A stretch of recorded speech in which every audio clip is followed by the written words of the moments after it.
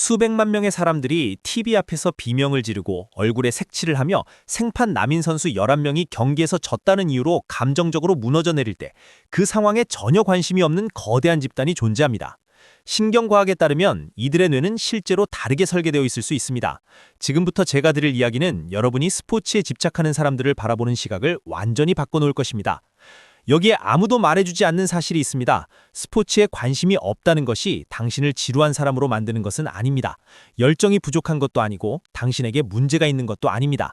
하지만 스포츠를 종교처럼 따르는 60%의 사람들과는 다른 당신의 뇌 속에서 일어나는 아주 흥미로운 현상이 있습니다. 우선 왜 그렇게 많은 사람이 스포츠에 열광하는지부터 알아봅시다. 인간은 본래 부족 중심적인 생물입니다. 수천 년 동안 집단의 일원이 된다는 것은 곧 생존을 의미했습니다. 부족은 포식자로부터 당신을 보호하고 사냥을 도우며 생존을 책임졌습니다. 그리고 오늘날의 스포츠는 사실상 세련된 구치를 갖춘 현대판 부족입니다. 팬들이 자신의 팀을 볼 때 뇌에서는 유대감 호르몬인 옥시토신이 분비됩니다. 가족을 사랑할 때 나오는 바로 그 화학물질이죠. 뇌가 문자 그대로 이 억만장자 운동선수들을 내 일족이라고 착각하게 만드는 것입니다. 하지만 흥미로운 점은 스포츠에 집착하지 않는 사람들은 심리학에서 말하는 낮은 부족 본능을 가진 경우가 많다는 것입니다. 이들의 정체성은 집단에 소속되는 것에 강하게 얽매여 있지 않습니다. 이들은 더 개인주의적이며 굳이 더 큰 무언가에 속하지 않아도 스스로 온전함을 느낍니다. 실제로 2019년 연구에 따르면 스포츠에 관심이 낮은 사람들은 우리 대 그들이라는 편가르기 사고를 훨씬 적게 하는 것으로 나타났습니다. 즉 상대팀이 단지 우리 편이 아니라는 이유만으로 자동으로 미워하지 않는다는 뜻입니다. 하지만 잠깐만요. 이야기는 더 기묘해집니다. 경기 중 스포츠 광편의 뇌에서 일어나는 일은 심각하게 걱정스러울 정도이기 때문입니다.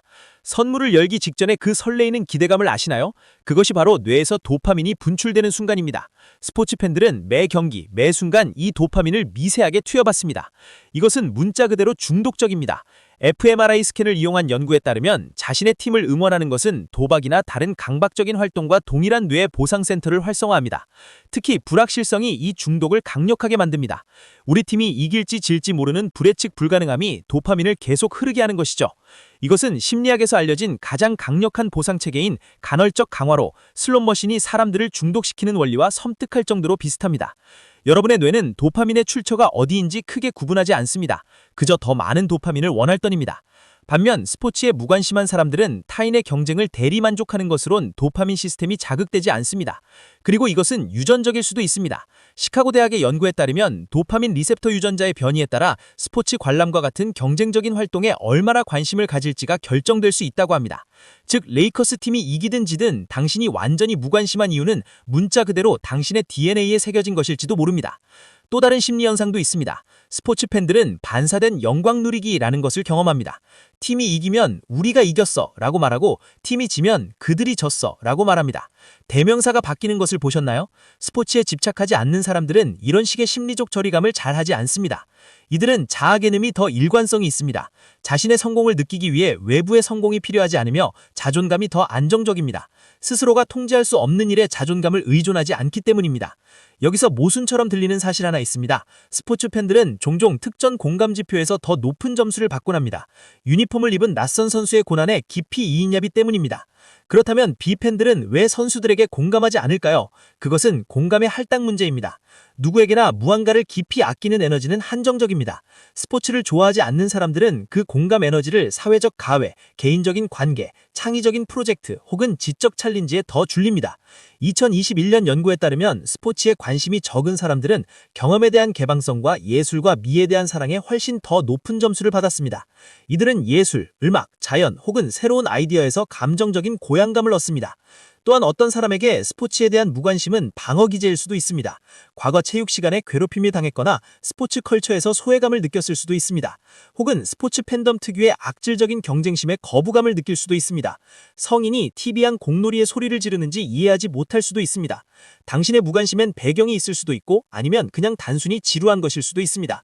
두 경우 모두 정당합니다. 스포츠 팬과 비팬이 서로를 이해하지 못하는 결정적인 이유는 의미를 경험하는 방식의 차이 때문입니다. 스포츠 팬은 서사에서 의미를 찾습니다. 약자의 반란, 대역전겁, 라이벌 관계 같은 것들이죠. 예측 불가능하기 때문에 강력합니다. 현실의 드라마와 같으니까요. 반면 스포츠에 무관심한 사람들은 그 무작위성을 무의미하다고 느낍니다. 내가 알지도 않는 사람들이 하는 내 삶에 아무런 영향을 주지 않는 게임의 결과에 왜 내 감정을 투자해야 하지? 라고 생각하는 것입니다. 그들의 생각도 틀리진 않았습니다. 단지 인간이 서사와 의미를 찾는 두 가지 다른 어프로치 방식일 뿐입니다. 한 그룹은 챔피언 결정전에서 대서사시를 읽고 다른 한 그룹은 소설, 관계, 창의적인 프로젝트 혹은 사회적 발견에서 그것을 찾습니다. 연구자들은 이걸 대리적 투자와 직접적 참여라고 부릅니다. B팬들은 자신의 관심이 실제 결과에 반영되고 서로 소통할 수 있는 상호적인 관계에 에너지를 쓰는 것을 선호합니다. 관찰자가 아니라 참여자가 되고 싶어 하는 것이죠.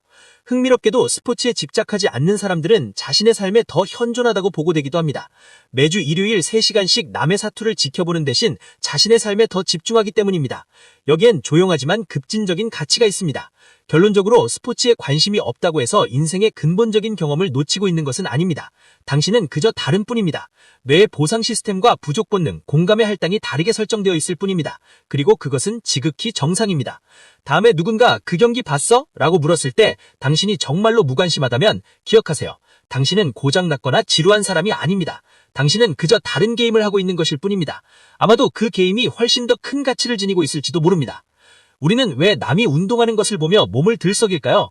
여기에는 거울 뉴런이라는 흥미로운 뉴런 신경세포가 관여합니다. 스포츠 팬들은 선수가 공을 던지거나 골을 넣을 때 마치 자신이 그 동작을 하는 것처럼 뇌의 운동 영역이 활성화됩니다. 하지만 스포츠에 무관심한 사람들은 이 거울 뉴런의 반응이 조금 다르게 나타납니다. 이들은 타인의 신체적 움직임보다는 지적인 추론이나 추상적인 개념에 더 강하게 반응하는 경향이 있습니다. 즉 선수가 경기장에서 달리는 것에 뇌가 동기화되는 대신 그 시간에 자신이 직접 무언가를 만들거나 해결하는 실질적 행위에서 더 큰 쾌감을 얻습니다. 이들에게 스포츠 관람은 내가 직접 뛰는 것도 아닌데 남의 움직임을 관찰하는 효율성이 낮은 활동으로 인식될 수 있습니다. 이것은 공감 능력이 낮아서가 아니라 뇌가 에너지를 집중하는 대리 경험의 방식이 다르기 때문입니다.